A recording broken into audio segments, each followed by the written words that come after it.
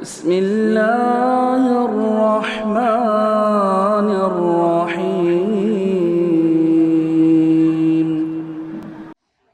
إن الحمد لله نحمده ونستعينه ونستغفره ونعوذ بالله من شرور أنفسنا ومن سيئات أعمالنا من يهده الله فلا مضل له ومن يضلل فلا هادي له وأشهد أن لا إله إلا الله وأشهد أن محمدا عبده ورسوله أما بعد فأعوذ بالله السميع العليم من الشيطان الرجيم بسم الله الرحمن الرحيم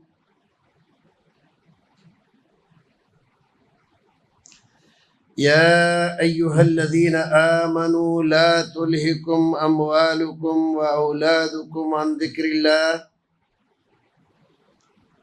ومن يفعل ذلك فأولئك هم الخاسرون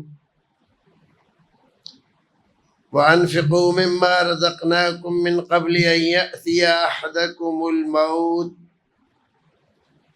فيقول رب لولا أخرتني إلى أجل قريب فأصدق وأكن من الصالحين.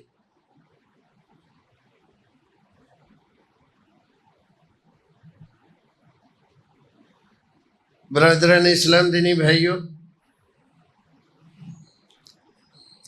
یہ قریب کے پنکھے جو آواز کر رہے ہیں بند کر دے تو ٹھیک۔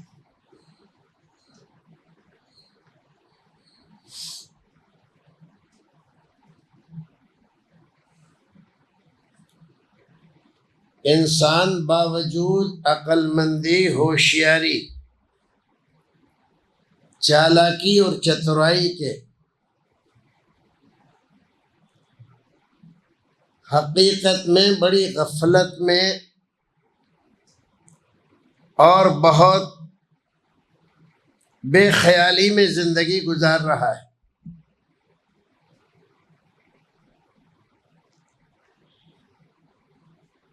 صرف آپ نہیں، میں بھی، ہر انسان، عالم، فاضل،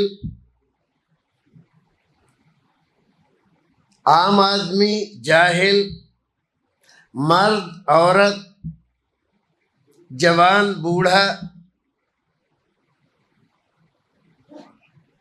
کسی کو ہم یہ نہیں کہہ سکتے کہ وہ شرعی نقطۂ نگاہ سے غفلت سے بچا ہوا ہے اور ہوشیار ہے۔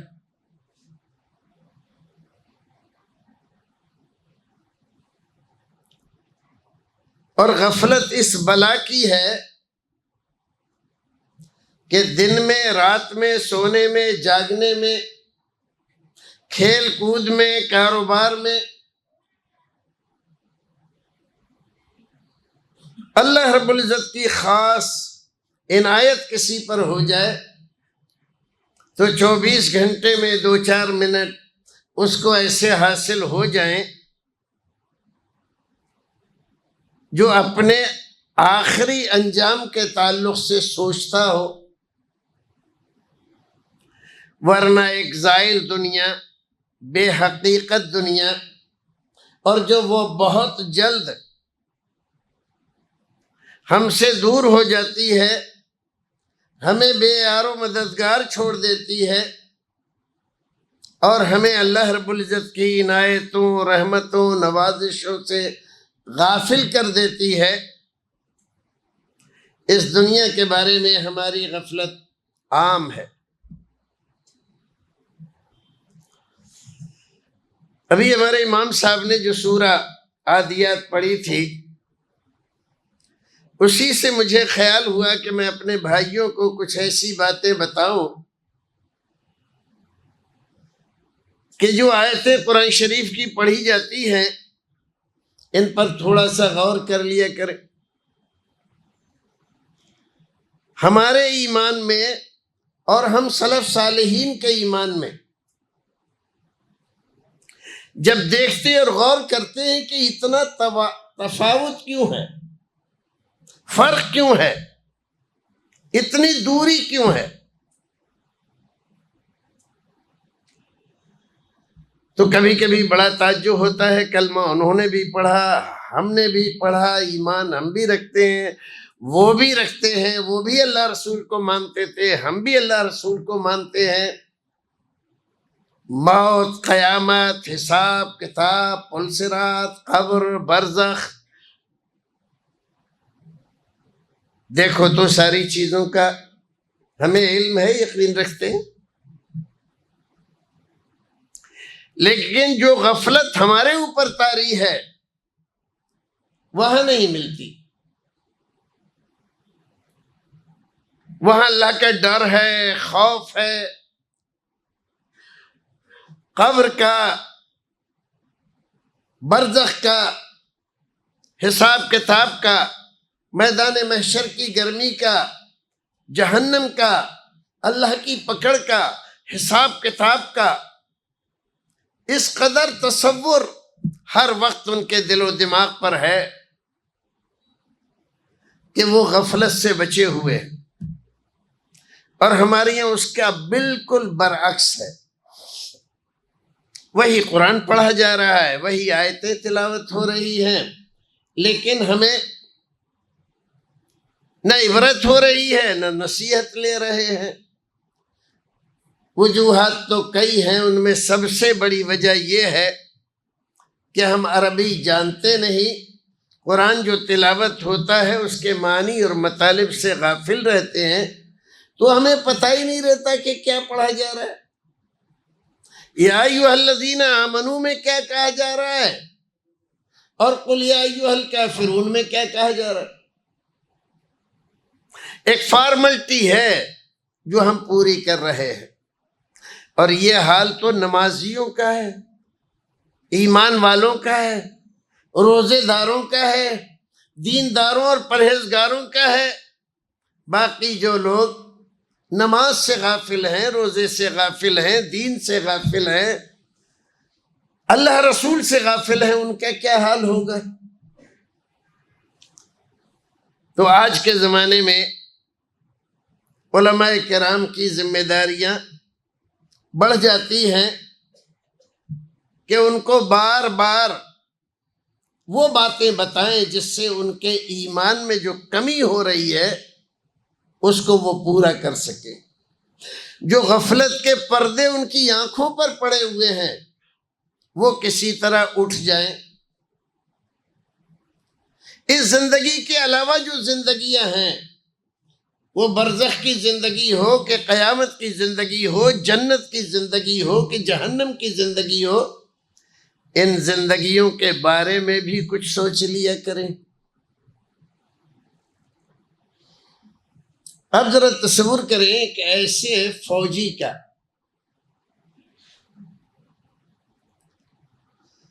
اس نے ٹریننگ حاصل کی اور سرحد پہ چلا گیا اور سمجھ رہا ہے کہ میں فوجی ہوں، سرحد پہ ہوں، ہر وقت خطرہ ہے، دشمن کسی بھی وقت حملہ کر سکتا ہے۔ ایسے میں اچانک دشمن فوج کے سپاہی آ کر اس کے سامنے رائفل تان دیتے ہیں۔ یہ گھبرا جاتا ہے، پھر کہتا ہے کہ سنو بھائیو، میں بھی تمہاری طرح فوجی ہوں، لیکن تھوڑی سی مہلت چاہیے مجھے، میں ذرا اپنے راوٹی پر جا رہا ہوں، رائفل لیا ہوں، گولہ بارود لیا ہوں، پھر تم سے جنگ کروں گا۔ کیا خیال ہے آپ کا؟ وہ دشمن فوجی اس کو چھوڑیں گے؟ جانے دیں گے؟ راضی ہو جائیں گے اس کے پرستاؤ پر؟ ظاہر ہے کہ ہم یہی کہیں گے کہ نہیں، ہرگز نہیں چھوڑیں گے، راضی نہیں ہوں گے۔ دشمنی کا پھر مطلب کیا ہوا؟ تو اچھا پھر یہ دیکھیں کہ یہ جو فوجی ہے، ٹریننگ اس نے کی ہے، اس کے باوجود ساتھ میں لڑنے کا سامان نہیں رکھتا۔ جو موقع آ رہا ہے اس کے مطابق اس کے پاس بندوبست نہیں ہے، تو یہ عقل مند ہے یا بے وقوف ہے؟ ظاہر ہے کہ اس کو عقل مند تو کہا نہیں جائے گا۔ فوجی ہے، تجھے تو ہر وقت مسلح رہنا چاہیے، گولہ بارود تیرے پاس تیار رہنا چاہیے، تجھے تو ہر آن دشمن کے حملے کا خطرہ ہونا چاہیے، لیکن تو اپنے ہتھیار اپنی راوٹی میں اور خیمے میں چھوڑ آیا ہے، تو پھر یہاں کیا کر رہا ہے؟ اس سے زیادہ غافل کوئی انسان بے وقوف اور احمق ہو سکتا ہے؟ ہم سب کہیں گے کہ واقعی اس نے بڑی حماقت کی ہے۔ خطرہ ہے اس کے لیے کہ نہیں ہے؟ بڑا خطرہ ہے، اسی کے لیے نہیں، اس کی جان کے لیے بھی اور ملک کے لیے بھی۔ بھائیو عزیز، اگر یہ بے وقوف ہے، احمق ہے، تو کیا ہم اپنی حماقت اور بے وقوفی پر تھوڑا سا غور کریں گے؟ حالت ہماری اس فوجی سے بالکل ملتی جلتی ہے۔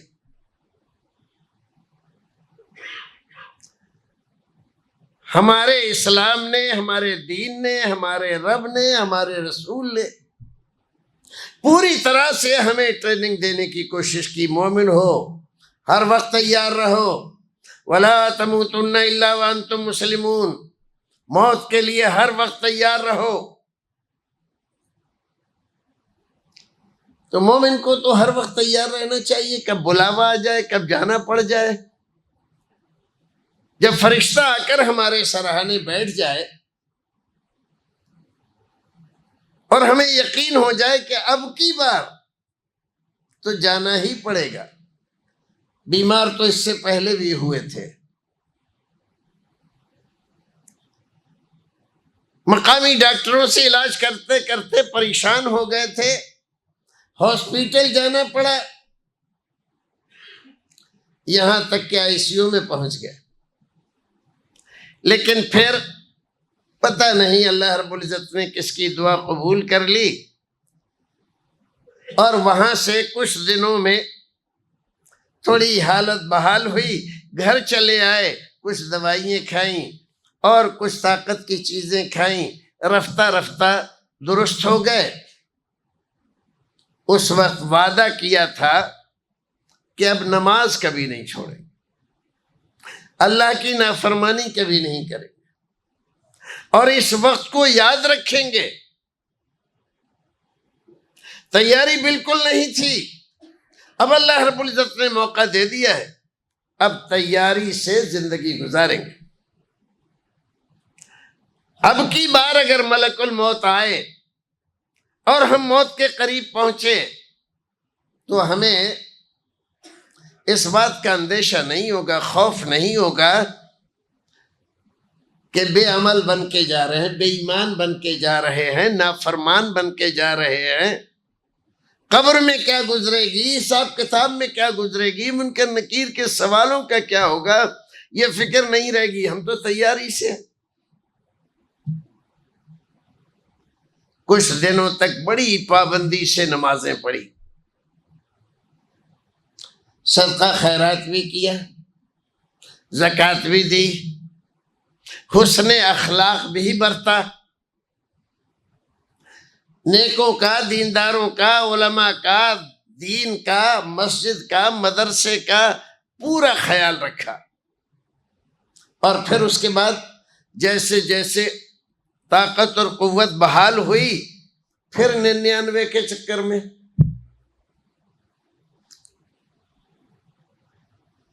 پہلے ایک نماز غائب ہوئی، پھر دوسری ہو گئی، پھر تیسری ہو گئی، پھر کبھی کبھی، اور پھر کیا؟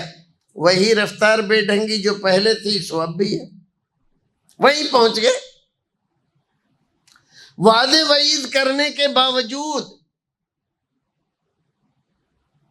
توبہ اللہ کرنے کے باوجود، ایسا نازک مقام دیکھنے کے باوجود زندگی سے مایوس ہو جانے کے باوجود، موت کے منہ سے نکل کر آنے کے باوجود وہ ساری سختیاں، پریشانیاں، ناطاقتیاں سب بھول گئے،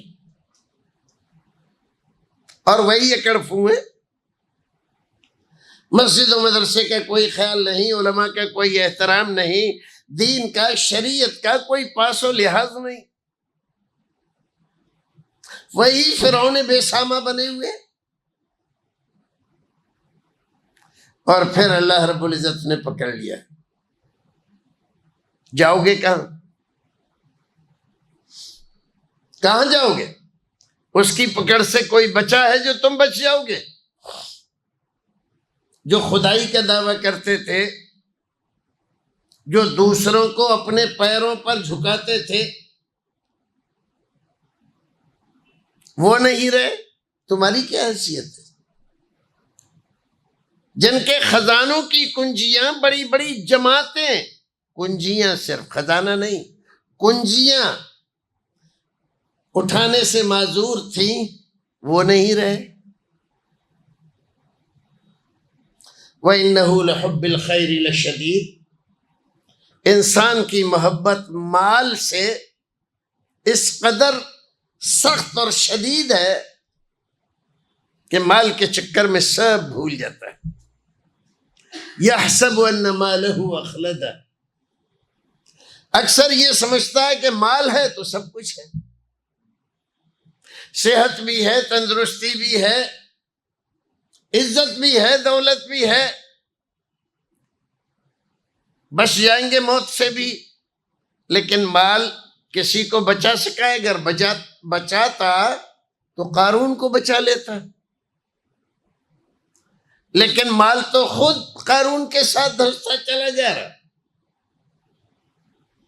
تو اللہ رب العزت فرما رہا ہے، اب اللہ کا پیغام سنو، ان آیتوں پر غور کرو اور اپنی حالت دیکھو، کہیں ہماری حالت ایسی ہی تو نہیں۔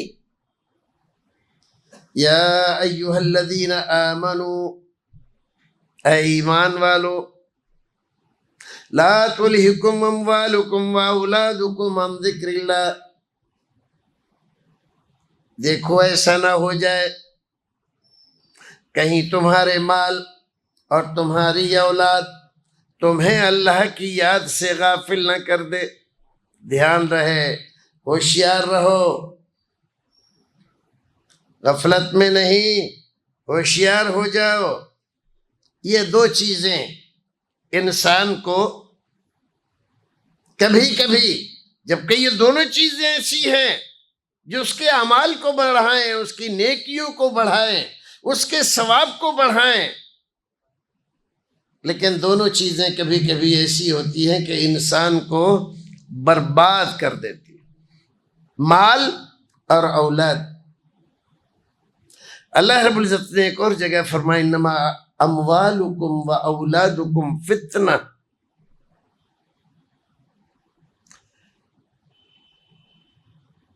تمہارے مال اور تمہاری اولاد تمہارے لیے فتنہ ہے،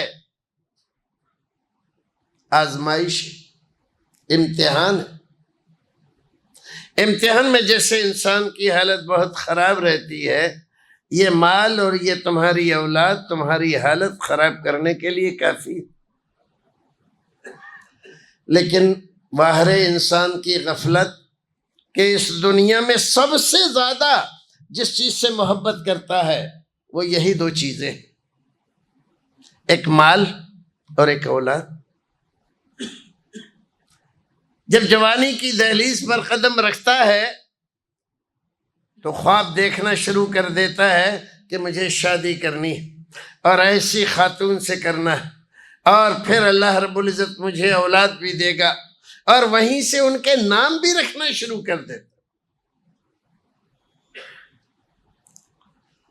ماں کو بڑی تمنا ہوتی ہے، سارے گھر والوں کو تمنا ہوتی ہے، اور بہت مین میخ کے بعد، بڑی تلاش اور جستجو کے بعد چندے آفتاب، چندے ماہتاب ایک دلہن لے کر آتے، اور پھر اور پھر اس کے بعد زندگی کی گاڑی چلنا شروع ہو جاتی ہے۔ ابھی تو دلہن ہی کا چکر تھا، اب اولاد کا چکر ہو جاتا ہے۔ ایک لڑکا بھی، ایک لڑکا، دو لڑکا، ایک لڑکی، دو لڑکی، تین لڑکی، چار لڑکی۔ ایک لڑکے کی چاہت میں 7 لڑکیاں ہو گئیں۔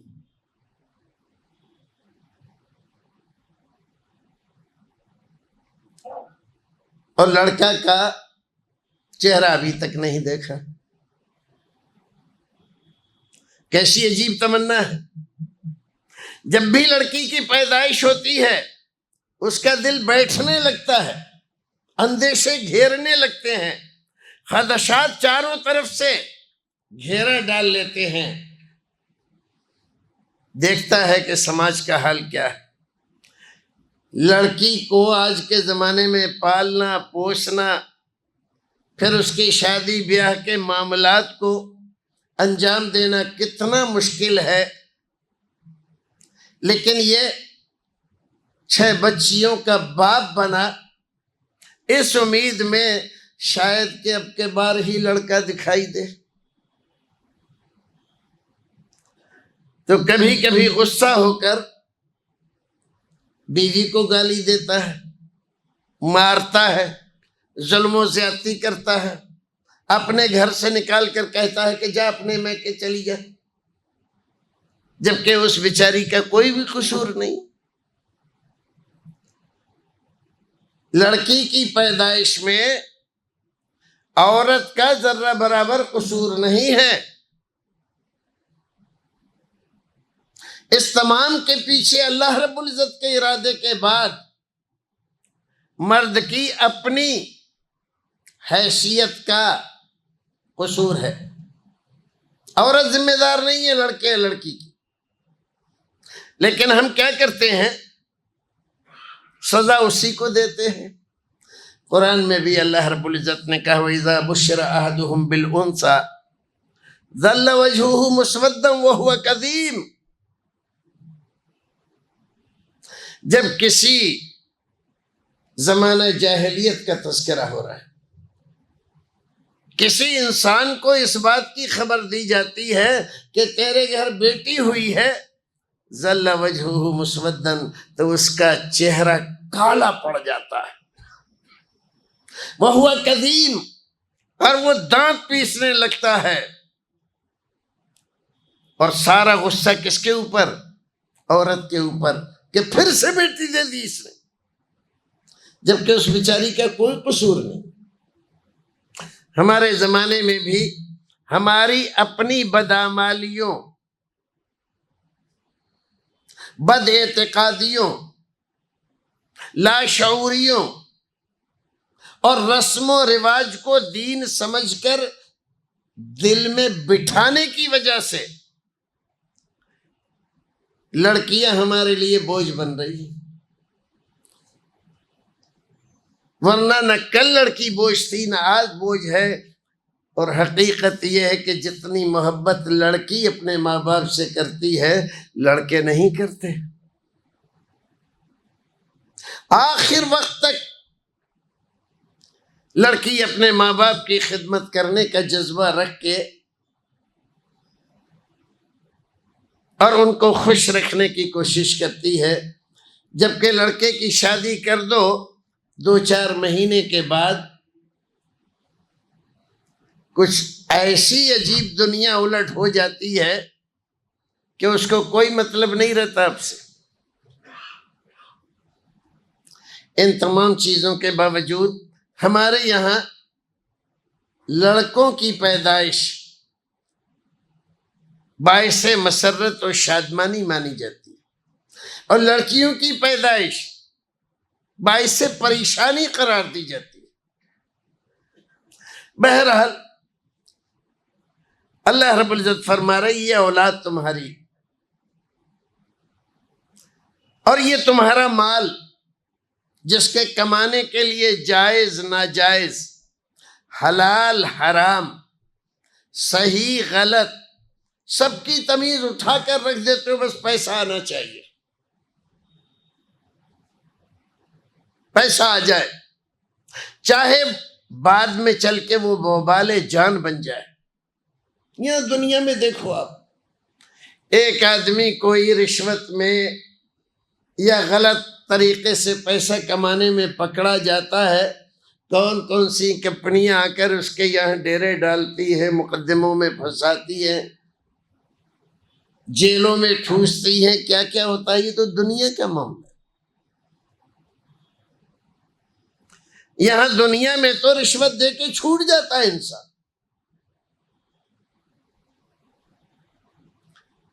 دلاور فغار نے کہا کہ حاکم رشوت ستاں فکر گرفتاری نہ کر، آ بتاؤں تجھ کو تدبیر رہائی مجھ سے پوچھ۔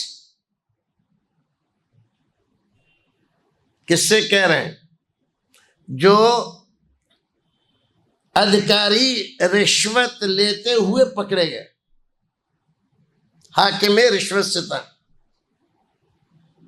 فکر گرفتاری نہ کر، آ بتاؤں تجھ کو تدبیر رہائی مجھ سے پوچھ۔ لے کے رشوت پھنس گیا ہے، دے کے رشوت چھوٹ گیا۔ اگر لے کے پھنس گیا تو اس سے بڑے ادھیکاری کو دے دے رشوت، تو وہ تجھے چھوڑ دیں گے۔ تو ہو سکتا ہے کہ دنیا میں چھوٹ جاتے ہو، چھوٹ ہی جاتے ہیں ہمارے یہاں تو، لیکن اللہ کے یہاں چھوٹ جائیں گے کیا؟ وہاں رشوت چلتی ہے کیا؟ وہاں کوئی نہیں چھوٹتا۔ وہاں اگر ایک بار پکڑ گیا، رسول اکرم فرماتے من نوقش عذب، اگر قیامت میں اس سے یہ پوچھا گیا یہ کیوں کیا، یہ کیوں نہیں کیا، ایسا کیوں تھا، ایسا کیوں نہیں تھا، یقین جان لو کہ اس کو تو عذاب ہونا ہی ہے۔ من نوقش عذب۔ تو مال جتنا ہمارے لیے ضروری ہے، اولاد جتنی ہمارے لیے ضروری ہے، ہماری زندگی کے سارے مزے، آرائشیں، زیبائشیں مال و اولاد سے ہیں۔ اگر مال نہیں ہے تو سماج میں آپ کی کیا قیمت ہے؟ آپ کتنے ہی عقل مند صحیح، کتنے ہی پڑھے لکھے صحیح، کتنے ہی پرہیزگار صحیح، لوگ آپ کو کس نظر سے دیکھتے ہیں؟ گری ہوئی نظر سے۔ آپ کا کوئی وزن نہیں سماج میں۔ اور مال ہے آپ کے پاس، چاہے وہ مال حرام سے کمایا ہے، دھوکے سے کمایا ہے، فریب سے کمایا ہے، لوٹ کے کمایا ہے، کسی کو قتل کر کے کمایا ہے، کاغذات میں ہیر پھیر کر کے کمایا ہے، جیسے بھی کمایا ہو، مال ہے نا تو آپ کی عزت ہے، آپ کو زمانہ سلام کر رہا ہے۔ اور مال کے لیے آدمی سب کچھ کرتا ہے، اور کبھی کبھی تو اس کے لیے مرد نہیں چاہتا کہ حرام مال وہ لائے گھر پہ، لیکن اس کے گھر کی خاتون اس کو مجبور کرتی ہے۔ ہر موقع کی مناسبت سے الگ جوڑا اس کے پاس ہونا چاہیے۔ دیکھیے اگلے مہینے میری بہن کی شادی ہے، بہن کی بیٹی کی شادی ہے، بھائی کی بیٹے کی بیٹی کی شادی ہے۔ ٹھیک ہے، اچھا ٹھیک ہے، اچھا میں اطلاع نہیں دے رہی ہوں، یہ بتا رہی ہوں کہ نیا جوڑا چاہیے۔ ارے تمہارے پاس اتنے جوڑے ہیں، کیا کرو گی اتنے جوڑوں کا؟ تو وہ کہتی ہے کہ وہ جوڑے تو سب پہن رکھے ہیں، لوگوں نے دیکھ رکھے ہیں، عورتوں نے دیکھ رہی ہیں، وہی جوڑا پہن کر جاؤں پھر سے، کیا کہیں گی مجھ سے؟ تو اتنے کپڑے اس نے جمع کر رکھے ہیں کہ آج کے بعد پوری زندگی اگر وہ نہ بنائے کپڑا تو بھی اس کو کمی نہیں ہوگی، لیکن ہر مناسبت کے لیے اس کے پاس ایک جوڑا ہونا چاہیے۔ فلاں صاحب کو جانتے ہیں آپ؟ ہاں جانتے ہیں، وہ آپ ہی کے تو محکمے میں کام کرتے ہیں؟ ہاں ہاں ہمارے اسسٹنٹ ہیں، ہمارے ماتحت ہیں۔ آپ کے ماتحت ہیں لیکن آپ تو سائیکل پہ جاتے ہیں ٹو اور وہ گاڑی میں جاتا ہے۔ آپ کو معلوم ہے اس نے نیا فلیٹ خریدا ہے؟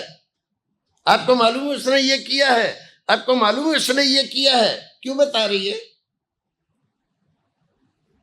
یہ اس لیے بتا رہی ہے کہ ہمیں بھی وہی آسائشیں چاہیے جو اس کے پاس ہے۔ تو آپ اس کو بتلاتے ہو ارے وہ رشوت خور ہے، حرام خور ہے، بہت غلط کر رہا ہے، کسی دن پکڑا گیا تو بے عزتی ہو جائے گی۔ آج تک تو پکڑا نہیں گیا ہے۔ یہ ڈر جو ہے نا پکڑنے کا آپ ہی کو لگا رہتا ہے اور کسی کو تو ہے نہیں، تو اس کو مجبور کرتی ہے اس حد تک کہ وہ رشوت کھائے، حرام لے کر آئے، اور کرتا ہے، اور مال کے چکر میں دنیا میں بھی ذلیل ہوتا ہے اور آخرت میں بھی ذلیل ہوتا ہے۔ ایک حدیث میں رسول اکرم صلی اللہ علیہ وسلم فرماتے ہیں لا تزال قدم عبد حتی یسأل عن 40، بعض روایتوں میں 50 کا بھی تذکرہ ہے، لیکن ہم کو ایک بات بتانا ہے، تو اس میں ایک سوال ہے، 4 سوال اللہ رب العزت امتحان لے گا، حساب لے گا قیامت کے دن، اور جو اس پرچے میں سوال ہوں گے پہلے ہی آؤٹ کر دیے۔ یہ ہے سوال، ان کی تیاری کر کے آنا۔ عمر کہاں گزاری، جوانی کہاں گزاری، اور امالہ من این اکتسبہ وفیما انفقہ، مال کے بارے میں پوچھا جائے گا، مال کمایا کیسے اور خرچ کہاں کیا۔ ہمارے بہت سارے بھائی کمانے پر تو دھیان رکھتے ہیں، ناجائز حرام نہیں آنا چاہیے، لیکن خرچ کہاں ہو رہا ہے اس پر دھیان نہیں دیتے، فضول خرچیوں کی بھرمار ہے۔ گلی کوچوں میں مسلمان خواتین مانگتی پھر رہی ہیں، ہاتھ پھیلا رہی ہیں،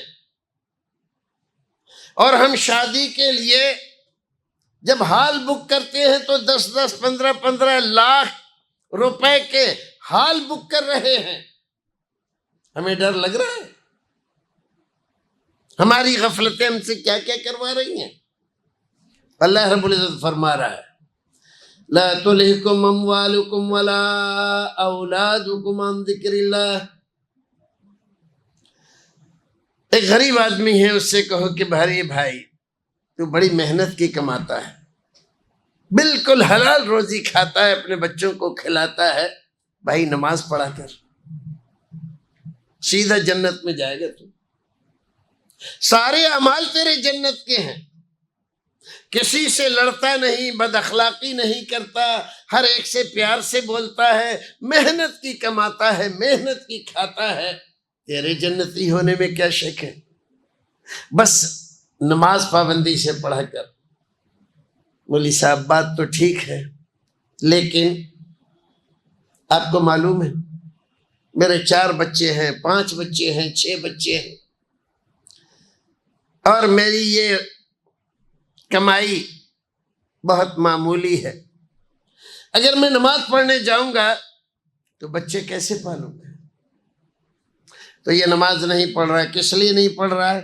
غریب ہے بیچارہ، غربت کی وجہ سے نماز نہیں نصیب ہو رہی ہے اس کو، سوچ رہا ہے نماز پڑھنے میں لگ جاؤں گا تو کاروبار کیسے ہوگا، بچے کیسے پالوں گا، تو غربت کی وجہ سے اس کو نماز نہیں مل رہی۔ اب ہمارے مالدار کو دیکھو، گئے سیٹ صاحب کے یہاں، دعا سلام، ہاں مولوی صاحب آئیے، ٹھنڈا پئیں گے کہ گرم پئیں گے کہ یہ کریں گے کہ وہ کریں گے، ٹھنڈا بھی پلایا، گرم بھی پلایا، مولوی صاحب کو انعام بھی دیا اور تحفے بھی دیے۔ مولوی صاحب نے کہا سیٹ صاحب کتنے اچھے ہیں آپ، کتنا خیال رکھتے ہیں آپ، ذرا نماز کا بھی خیال رکھیے۔ ہاں مولوی صاحب بات تو آپ نے اچھی کی ہے، بس ذرا سی دعا کیجئے اللہ تعالیٰ نمازی بنا دے۔ اب بتائیے مولوی صاحب کیا دعا کریں اس کے لیے؟ مولوی صاحب کام ایسا ہے کہ بالکل فرصت نہیں ملتی، صبح سے آ کر بیٹھتا ہوں شام تک 10 منٹ کی بھی فرصت نہیں ملتی۔ دعا کیجئے اللہ تعالیٰ۔ اب بتائیے دعا کیا کی جائے اس کے لیے؟ اس کا کاروبار خسارے میں ڈال دے اللہ تعالیٰ، کاروبار کم کر دے، برکت کم کر دے۔ یہ جو 4-5 چلا رہا ہے آفیسز، اس میں خالی ایک آفس ہو جائے، کیا دعا کریں اس کے لیے کہ یہ نماز پڑھا کرے؟ بتائیے آپ۔ اب مولوی صاحب بیچارے پریشان، دعا کریں تو کیا کریں؟ اگر دعا کریں اللہ اس کو اور برکت دے دے تو یہ تو جمعہ پڑھ لیتا ہے تو یہی جمعہ بھی ختم ہو جائے گا، اور دعا کریں کہیں عید بھی نہ چلی جائے اس کی، ہے نا عجیب بات۔ یہ غربت کی وجہ سے نماز نہیں پڑھ رہا ہے، اور یہ مالداری کی وجہ سے نماز نہیں پڑھ رہا ہے۔ قوم کا عجیب حال ہے، انسان ایسی غفلت میں پڑا ہوا ہے کہ غربت بھی نماز سے روک رہی ہے، مالداری بھی نماز سے روک رہی ہے۔ لا تلہکم اموالکم ولا اولادکم عن ذکر اللہ۔ اے انسان دیکھ، خبردار، دھیان رکھ، یہ تیرا مال تجھے اللہ کی یاد سے غافل نہ کر دے، یہ تیری اولاد اللہ کی یاد سے غافل نہ کر دے۔ اللہ بار بار ہمیں بتا رہا ہے، سمجھا رہا ہے، ہماری غفلت کو دور کرنا چاہ رہا ہے۔ قرآن کی بات۔ وَمَن يَفْعَلْ ذَلِكَ فَأُولَٰئِكَ هُمُ الْخَاسِرُونَ۔ اور اگر بندہ اولاد کے چکر میں پھنس کر، مال کے چکر میں پھنس کر اللہ کی یاد سے غافل ہو جائے تو یہی خسارہ پانے والا ہے۔ اس کو ٹوٹے سے، خسارے سے، نقصان سے، ہلاکت سے، بربادی سے کوئی روکنے والا نہیں۔ وَأَنفِقُوا مِمَّا رَزَقْنَاكُم مِّن قَبْلِ أَن يَأْتِيَ أَحَدَكُمُ الْمَوْتُ۔ اب اللہ رب العزت ایک اور بات کہہ رہا ہے، دیکھو مال ہے تمہارے پاس، اس مال کو اس سے پہلے کہ موت کا فرشتہ تمہارے سرہانے آ کر بیٹھ جائے، اللہ کے راستے میں خرچ کر لو۔ پہلے تو بتلایا کہ یہ بہت امتحان کی، آزمائش کی چیز ہے، یہ خسارے اور ٹوٹے سے دوچار کرتی ہے۔ اب اس سے نکالنے کا راستہ بتا رہا ہے اللہ رب العزت۔ وَأَنفِقُوا مِمَّا رَزَقْنَاكُم مِّن قَبْلِ أَن يَأْتِيَ أَحَدَكُمُ الْمَوْتُ فَيَقُولَ رَبِّ لَوْلَا أَخَّرْتَنِي إِلَىٰ أَجَلٍ قَرِيبٍ۔ موت کا فرشتہ سرانے آ کر بیٹھ جائے اور تم اللہ رب العزت کے سامنے ہاتھ اٹھا دو، اے اللہ لولا أخرتنی إلى أجل قریب، تھوڑی سی مہلت اور دیتے۔ فرشتہ اتنی جلدی بھیج دیا، کیوں نہیں تھوڑی سی اور مہلت دے دی؟ 60-70 سال ہو گئے، اس کو ابھی اور مہلت چاہیے۔ کیا کرے گا مہلت لے کر؟ اگر میں تھوڑی سی مہلت دے دوں تو کیا کرے گا؟ فَأَصَّدَّقَ وَأَكُن مِّنَ الصَّالِحِينَ، تو جتنا مال کمایا ہے سب تیرے راستے میں خرچ کر دوں گا، اور تیرے پاس اس حال میں آؤں گا کہ میں صالح، نیک، دیندار، پرہیزگار بن کر تجھ سے ملاقات کروں گا۔ یہاں تو اللہ رب العزت نے ایک دوسری بات کہی، ایک دوسری آیت کریمہ میں اللہ رب العزت نے کہا کلا انہا کلمۃ ہو قائلہا، ہرگز نہیں، جیسی باتیں یہ اس وقت کر رہا ہے ایسی باتیں کئی بار کر چکا ہے، کئی بار اس کو بیمار ڈالا ہم نے، کہتا تھا مجھے 1 منٹ کی فرصت نہیں ہے، اور جب ہم نے بیماری میں پکڑا تو ہفتوں بستر پہ پڑا رہا، اب فرصت کہاں سے آئی؟ تجھے تو 10 منٹ کی فرصت نہیں تھی نماز پڑھنے کے لیے، اب یہ ہے 1 ہفتے تیرا دفتر کیسے چل رہا ہے، تیرا کاروبار کیسے چل رہا ہے؟ کہتا تھا کہ میرے پاس تو 1 منٹ کی فرصت نہیں، مولوی صاحب مرنے کی بھی فرصت نہیں ہے، اب کہاں سے آئی فرصت؟ کبھی کبھی مہینوں کو محیط ہو جاتی ہے ہماری بیماری، آپ سمجھتے ہو پتہ نہیں بیماریاں کیوں آتی ہیں؟ یہ ہمیں غفلت سے جگانے کے لیے آتی ہے۔ یہ اللہ رب العزت کا ہلکا سا تماچا ہوتا ہے کہ تم بیدار ہو جاؤ، تم اپنی آنکھیں کھول لو، اپنی آخرت کو درست کر لو۔ دنیا کی محبت میں جتنے تم جکڑ گئے ہو اور غافل ہو گئے ہو، اس غفلت کو دور کر کے اپنی عاقبت کو، آخرت کو سدھارو۔ 60-70 سال کی زندگی بھی کوئی زندگی ہے؟ قرآن ہی کہہ رہا ہے لم یلبسوا الا عشیۃ او ضحیٰ۔ جب اللہ رب العزت اٹھائے گا دوبارہ قبروں سے، تو دیکھ رہے ہیں 60-70 سال کی زندگی تو ادھر گزر گئی اور ہزاروں سال سے وہاں پر پڑا ہوا تھا۔ لیکن جب اٹھایا جائے گا تو کیا کہے گا؟ لم یلبسوا الا عشیۃ او ضحیٰ۔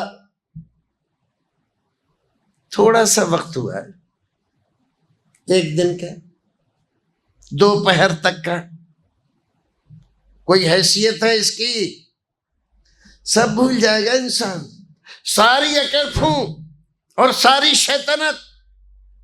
ایک حدیث یاد آئی، رسول اکرم صلی اللہ علیہ وسلم فرماتے ہیں قیامت کا دن ہوگا، اللہ رب العزت کے دربار میں ایک آدمی کو پیش کیا جائے گا، اور یہ آدمی ایسا ہے کہ اس آدمی نے ہوش سنبھالنے کے بعد سے مرنے تک 1 دن تو بہت بڑی چیز ہے، 1 گھنٹے کے لیے بھی کبھی اس کو آرام نہیں ملا۔ ایسی بیماریاں، ایسی پریشانیاں، ایسی مصیبتیں، ایسی ٹینشن، ایسی ذلتیں، خواریاں اس کے ساتھ لگی رہیں کہ 1 گھنٹے کے لیے بھی دنیا میں اس کو چین نصیب نہیں ہوا۔ اللہ رب العزت اس سے پوچھے گا دنیا میں کیسے رہے؟ کہے گا اے میرے رب، دنیا میرے لیے بہت بری جگہ تھی، 1 دن کے لیے بھی مجھے وہاں آرام نصیب نہیں ہوا۔ اللہ رب العزت فرشتوں سے کہے گا کہ اس کو جاؤ، لے جاؤ اور جنت میں ایک غوطہ دے کے لاؤ۔ اب غوطے کا کیا مطلب ہے اللہ جانے، رسول نے ایسے ہی فرمایا تو ہم نے آپ کے سامنے بیان کر دیا۔ جنت میں غوطہ دے کر اللہ رب العزت کے دربار میں دوبارہ پیش کیا گیا۔ اللہ رب العزت اس سے پوچھے گا کیوں؟ دنیا میں کیسے رہے؟ کہے گا اے اللہ، میرا تو کبھی سر بھی نہیں دکھا، عیش میں، آرام میں، خوشی میں، مسرت میں، شادمانی میں ساری زندگی گزر گئی۔ دیکھ رہے ہیں آپ، یہ کون آدمی ہے؟ یہ وہ آدمی ہے کہ 1 گھنٹے کے لیے بھی کبھی اس کو چین نصیب نہیں ہوا تھا، اور جنت کے 1 غوطے نے اس کی ساری کلفتیں، تکلیفیں، پریشانیاں، مصیبتیں سب رفو چکر کر دی۔ ایک اور آدمی کو پیش کیا جائے گا، یہ وہ آدمی ہے کہ زندگی میں 1 گھنٹے کے لیے بھی کبھی اس کو کوئی تکلیف نہیں ہوئی، سر میں درد بھی نہیں ہوا، مالدار گھر میں پیدا ہوا، عیش و آرام میں زندگی گزاری، اور جدھر گیا ہاتھوں ہاتھ لیا گیا اور اس کے نعرے لگائے گئے اور اس کے جیکارے بولے گئے، جو من میں آیا وہ کیا اس نے، اپنی خواہشیں بھی پوری کی اور اپنی شہوتیں بھی پوری کی۔ اللہ رب العزت پوچھے گا اس سے کیوں؟ دنیا میں کیسے رہے؟ کہ اللہ، دنیا بہت اچھی جگہ تھی، مجھے تو کوئی تکلیف نہیں ہوئی، 1 دن کے لیے بھی مجھے کوئی تکلیف پریشانی نہیں ہوئی، یہاں تک کہ میرے سر میں کبھی درد بھی نہیں ہوا، اللہ رب العزت کہے گا فرشتوں سے جاؤ لے جاؤ اس کو جہنم میں غوطہ دے کر لاؤ. لے جائیں گے اور جہنم میں غوطہ دے کر دوبارہ اللہ کے دربار میں پیش کریں گے. اللہ رب العزت اس سے پھر پوچھے گا دنیا میں کیسے رہے؟ کہے گئے اللہ اذیتوں، تکلیفوں، پریشانیوں، مصیبتوں سے 1 منٹ کے لیے بھی کبھی چھٹکارا نہیں ملا. ساری زندگی دکھوں میں، رنجوں میں، تکلیفوں میں گزر گئی. کون آدمی ہے یہ وہ ہے کہ 60-70 سال کی زندگی میں جس کا کبھی سر بھی نہیں دکھا تھا. جہنم کے ایک غوطے سے ساری مسرتیں، شادمانیاں، خوشیاں سب رفو چکر ہو گئی. بھائیو عزیزو، بات ختم کرتے ہیں. بس توجہ چاہتا ہوں آپ کی اللہ کے رسول کی اس حدیث کی طرف. ہم کیا سوچے بیٹھے ہوئے؟ آج ہم بڑوں کو، مالداروں کو دیکھتے ہیں کیا کر رہے ہیں وہ. اگر کوئی عالم نماز کی نصیحت کرتا ہے تو سن تو لیتے ہیں لیکن دل میں آتا ہے کیا ہوتا ہے نماز سے؟ کیا ہوتا ہے نماز؟ یہ دینداری، پرہیزگاری جن کی باتیں یہ مولوی صاحب کرتے رہتے ہیں، ان کا حاصل کیا ہے؟ کچھ بھی نہیں. جس دیندار کو دیکھا پریشان دیکھا، مسجدوں میں، گلیوں میں، کوچوں میں، یہاں وہاں مانگتے، ہاتھ پھیلاتے، اپنی ضرورتیں، پریشانیاں رکھتے ہوئے کس کو دیکھا؟ دینداروں کو. اور مالداروں کو دیکھو دن دونی رات چوگنی ترقی کر رہے ہیں، شرابیں پی رہے ہیں، جوا کھیل رہے ہیں، مستیاں کر رہے ہیں، بدمستیاں کر رہے ہیں. نیا سال کسی کا آ رہا ہے اور گل چھرے کوئی اڑا رہا ہے، ناچ کوئی رہا ہے، کود کوئی رہا ہے، ہزاروں لاکھوں روپے کوئی اڑا رہا ہے. حماقتیں اور بربادیاں نہیں ہیں تو یہ اور کیا ہے؟